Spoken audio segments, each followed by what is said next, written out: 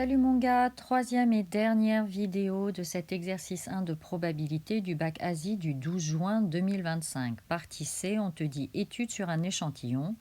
Pendant l'épidémie, on admet que la probabilité d'être atteint du chikungunya sur l'île de la Réunion est de 0,36.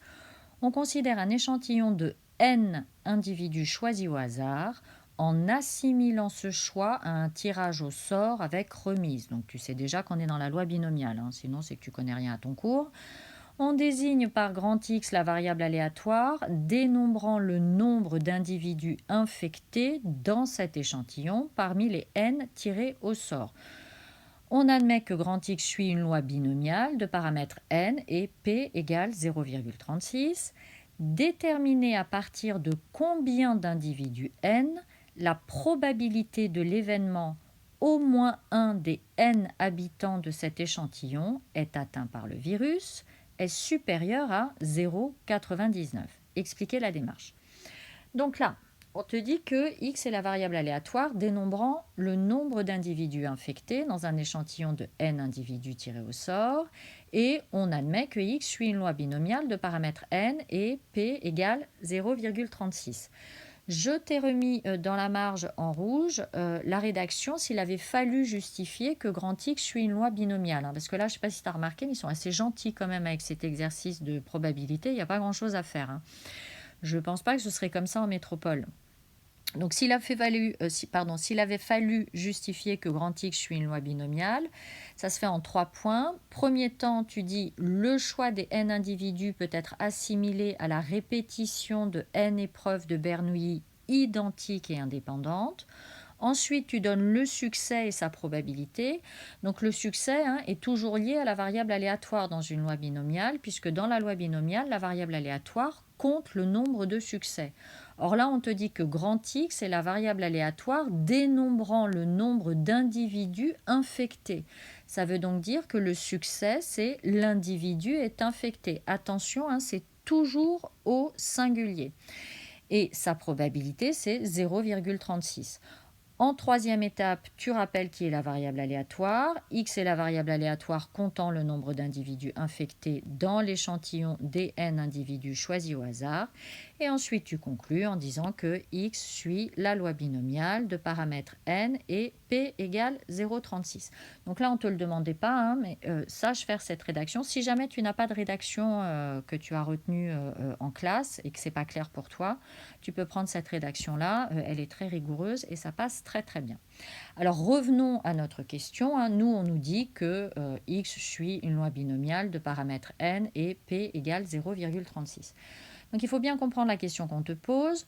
On te dit déterminer à partir de combien d'individus N la probabilité de l'événement au moins un des N habitants de cet échantillon est atteint par le virus est supérieur à 0,99. Donc, au moins un des N habitants, sachant que X compte le nombre de personnes infectées, eh bien, au moins un des N habitants de cet échantillon est atteint par le virus. Ça veut dire que grand X est supérieur ou égal à 1. Et donc, on cherche à partir de combien d'individus N on a la probabilité qu'au moins un de ces individus soit infecté, soit supérieur à 0,99. Ce qui se traduit par l'inéquation P de x supérieur ou égal à 1, strictement supérieur à 0,99. Donc, on revient à ce qu'on veut démontrer, à savoir P de x supérieur ou égal à 1 supérieur à 0,99. Alors, je t'ai rappelé en rose un moyen mnémotechnique. Au moins 1, c'est tout sauf 0. Grand X, c'est une variable aléatoire qui prend des valeurs entières puisqu'elle compte un nombre d'individus. Donc le nombre d'individus infectés dans l'échantillon, c'est soit 0, soit 1, 2, 3, jusqu'à n. Donc si on te dit que x doit être supérieur ou égal à 1, ça veut dire que x peut prendre toutes les valeurs sauf la valeur 0. Donc la probabilité que x soit supérieur ou égal à 1, c'est 1 moins la probabilité que x soit égal à 0. Ensuite, tu mets la formule qui correspond à P de x égale 0. Alors, je l'ai rappelé à gauche en vert, parce que j'ai plus du tout de place sur ma page. Donc, je t'ai rappelé que si x suit une loi binomiale de paramètres n et p, la probabilité que x soit égal à k, k c'est le nombre de succès, donc la probabilité que x soit égal à exactement k est égale à k parmi n fois la probabilité du succès exposant le nombre de succès, c'est-à-dire k, fois 1 moins p exposant, comme on a n tirages et qu'on veut k succès, ça nous fait donc n moins k échecs, et la probabilité d'un échec c'est 1 moins p. Donc ici, si on fait p de x égale 0, ça fait donc 0 parmi n fois la probabilité du succès exposant 0, puisque là on veut 0 succès, fois la probabilité de l'échec exposant n, puisqu'on a n individus, donc ça correspond à n tirages. Donc dans notre cas ici, p est égal à 0,36. Je te rappelle que 0 parmi n, ça vaut 1. 0 parmi n'importe quoi, ça vaut toujours 1. Ensuite, on a 0,36 exposant 0, or n'importe quoi exposant 0, ça fait toujours 1 également. Et donc, il nous reste notre 1 moins 0,36 exposant n, qui est la même chose que 0,64 exposant n. Donc finalement, p de x supérieur ou égal à 1, c'est la même chose que 1 moins 0,64 exposant n. Et donc nous, on cherche la plus petite valeur de l'entier n, telle que p de x supérieur ou égal à 1 soit supérieur à 0,99, c'est-à-dire 1 moins 0,64 exposant n supérieur à 0,99. Et donc c'est cette inéquation qu'on va résoudre. 1 moins 0,64 exposant n strictement supérieur à 0,99, c'est équivalent à 1 moins 0,99 supérieur à 0,64 exposant n. Donc 1 moins 0,99, ça fait 0,01.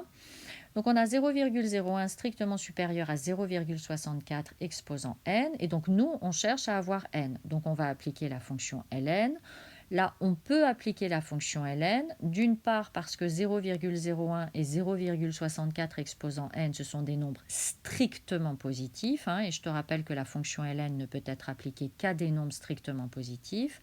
Et d'autre part, la fonction ln étant une fonction strictement croissante sur 0 exclu plus l'infini, eh bien, l'ordre des inégalités est conservé. Donc, on peut écrire que ln de 0,01 est supérieur à ln de 0,64 exposant n. Et surtout, n'oublie pas la justification que j'ai mise en rose.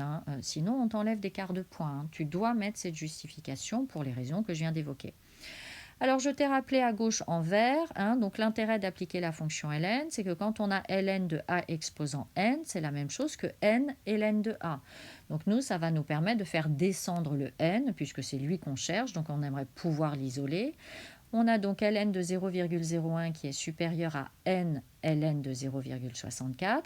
Et donc maintenant, pour isoler notre n, il faut qu'on divise par ln de 0,64. Et là, attention, 0,64 est un nombre compris entre 0 et 1, donc son ln est strictement négatif. Ce qui veut dire que quand on divise par ln de 0,64, l'ordre des inégalités est inversé.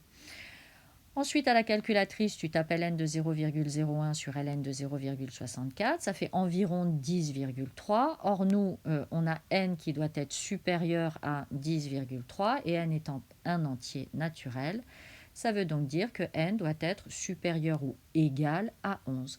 Et donc là, maintenant, tu conclus en disant que on en déduit qu'à partir de 11 individus, la probabilité qu'au moins un de ces 11 individus soit infecté est supérieure à 0,99.